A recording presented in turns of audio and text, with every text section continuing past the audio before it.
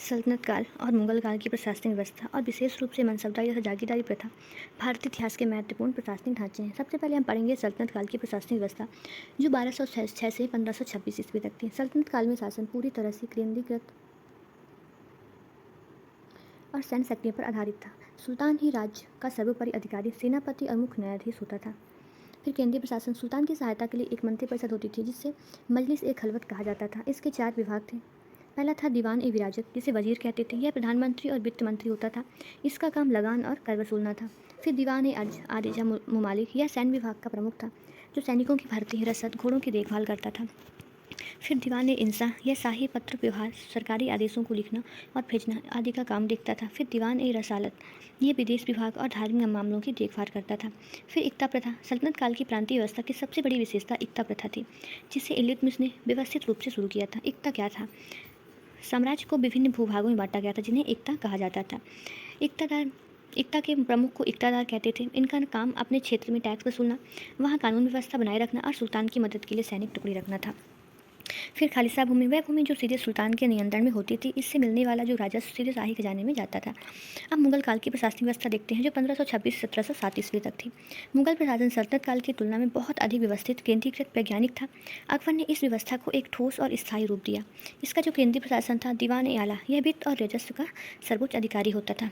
फिर मीर बख्शी, यह सैन्य विभाग का प्रमुख था। इस मुख्य काम मनसबदारों की सेना की जांच करना, घोड़ों को त्यागने की व्यवस्था देखना और सैनिकों का हुलिया लिखना था। फिर खान ए सामा, यह शाही महल, कारखानों और सुल्तान की व्यक्तिगत जरूरतों की देखभाल करता था। फिर सद्र उस सुदूर, यह धार्मिक मामलों, न्याय और दान पुण्य का प्रमुख अधिकारी था। अब पढ़ते हैं प्रांतीय प्रशासन। अकबर ने अपने विशाल साम्राज्य को सूबों में विभाजित किया था। सूबे का मुख्य अधिकारी सूबेदार होता था, जो वहाँ का गवर्नर था। फिर सरकार, सूबों को सरकारों में जिलों में बांटा गया था, जिसका प्रमुख फौजदार होता था। परगना, सरकार को परगना यानी तहसील में बांटा गया था, जहाँ सिकदार और अमीर राजस्व देखते थे। फिर ग्राम प्रशासन की सबसे छोटी इकाई गांव थी, जिसका प्रबंधन मुकदमा या पटवारी करते थे। फिर मनसबदारी प्रथा, मनसबदारी प्रथा मुगल नागरिक और सैन्य प्रशासन का मुख्य आधार थी। इसे अकबर ने 1574 से 75 ईस्वी में आधिकारिक रूप से लागू किया। मनसब का अर्थ, मनसब एक अरबी शब्द है, जिसका अर्थ होता है पद या श्रेणी। मनसबदार का मतलब उस पद को धारण करने वाला अधिकारी था। ठीक है। फिर मनसबदार की प्रमुख विशेषताएं, जात और सवार पद, मतलब मनसबदारी की स्थिति 2 भागों में तय थी। जात, इससे मनसबदार के व्यक्तिगत पद, प्रतिष्ठा और वेतन का निर्धारण होता था। और सवार, इससे यह तय होता था कि उस मनसबदार को अपने पास कितने घुड़सवार और घोड़े रखने अनिवार्य हैं।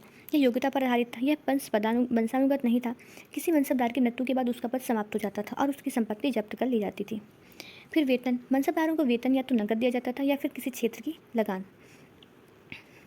जागीरदारी प्रथा भी थी। जागीरदारी प्रथा मनसबदारी प्रथा का ही एक हिस्सा था। जब किसी मनसबदार को नगद वेतन न देकर किसी भूमि क्षेत्र से कर वसूलने का अधिकार दिया जाता था, तो उस भूमि को जागीर या उस अधिकारी को जागीरदार कहा जाता था। जागीरदारी की मुख्य व्यवस्था थी केवल राजस्व का अधिकार, मतलब जागीरदार उस भूमि का मालिक नहीं होता था, उसे केवल उस क्षेत्र से टैक्स वसूलने का अधिकार होता था, जिससे वह अपना वेतन निकाल सके और अपनी सेना का खर्च चला सके। फिर नियमित स्थानांतरण, जागीरदारों का हर 3-4 साल में एक स्थान से दूसरे स्थान पर ट्रांसफ़र कर दिया जाता था, ताकि वे किसी एक क्षेत्र में ज़्यादा शक्तिशाली ना हो सके और किसानों पर अत्याचार ना करें। फिर जागीर के प्रकार, तनख्वाह जागीर, जो केवल वेतन के बदले दी जाती थी। दूसरा वतन जागीर, यह जागीर मुख्य रूप से राजपूत राजाओं को उनके पैतृक क्षेत्रों से मिलती थी। यह वंशानुगत होती थी और इसका ट्रांसफ़र नहीं होता था। फिर सल्तनत काल और मुगल काल में अंतर, सल्तनत काल में इक्ता प्रथा थी और वहाँ जागीर प्रथा।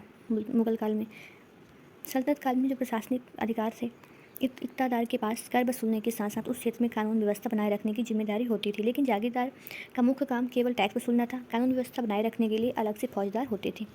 फिर केंद्रीय नियंत्रण, इक्तादारों पर केंद्र का नियंत्रण समय और सुल्तान की व्यक्तिगत क्षमता के अनुसार कमज़ोर या मजबूत होता रहता था। लेकिन मुगल काल में जागीरदारों पर केंद्र का नियंत्रण बहुत सख्त था और उनका ट्रांसफ़र अनिवार्य था। फिर सेना का स्वरूप, इक्तादार अपनी सेना की भर्ती और प्रबंधन खुद करते थे, लेकिन जागीरदार की सेना का नियमित निरीक्षण और प्रमाणीकरण केंद्रीय अधिकारी द्वारा किया जाता था। आइए इसका कंक्लूजन देखते हैं। तो कंक्लूजन है, सल्तनत काल की एकता प्रथा का ही एक अधिक सुधरा हुआ, वैज्ञानिक और नियंत्रित रूप मुगल काल में मनसबदारी और जागीरदारी के रूप में सामने आया, जिसने मुगलों को भारत में एक लंबे समय तक स्थिर शासन देने में मदद की। Thank you guys.